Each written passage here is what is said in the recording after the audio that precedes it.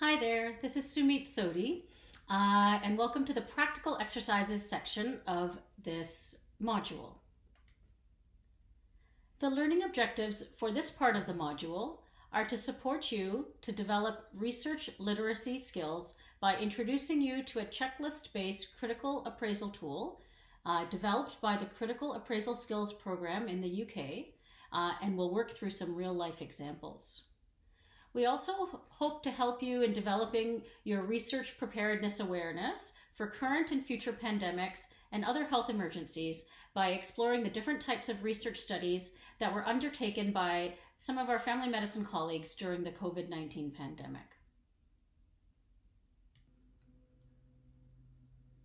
Before we dive into do a deep dive into the checklist, I just wanted to give you a bit of an overview of what we'll be doing during this module in terms of the studies we'll be looking at and the checklists that we'll be using.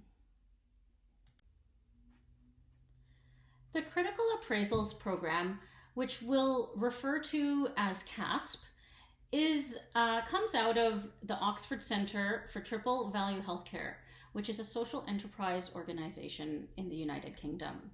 Triple Value, according to this group, stands for Knowledge, Learning, and Solutions. And they've developed a whole program around helping us to critically appraise or really look at the research studies that we're reading and consuming. So these checklists that they've developed are free to access. They're free to share and adapt through an open Creative Commons license. So we will be using these checklists as a way to learn about critical appraisal. These checklists are used by many of our medical education colleagues.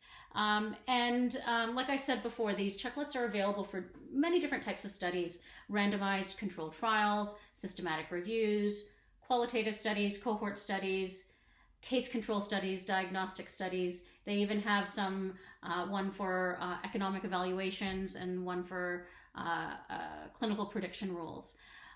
So we'll be exploring two of these checklists today. The first type of study that we will have a look at is a qualitative study. And the qualitative study checklist from CASP is divided into three sections. The first section, Section A, has us think about whether the results and methods of the study are valid.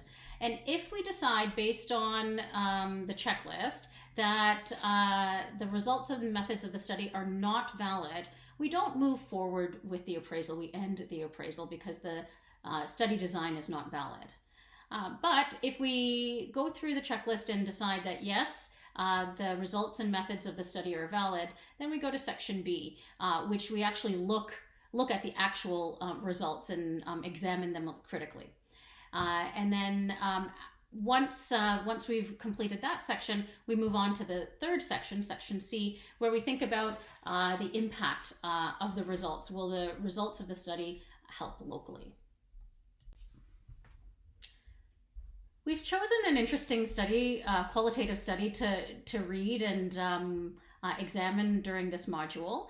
This is a research article that was published by some of our family medicine colleagues that looks at the impact of COVID-19 on chronic care according to providers. Qualitative study among primary care practices in Belgium. Before you move on, if you haven't done so already, it would be worthwhile for you to click on the link, have a look at the study, or even have a printout or the study open on your device, your electronic device, or your computer, so that you can refer to it as we go along.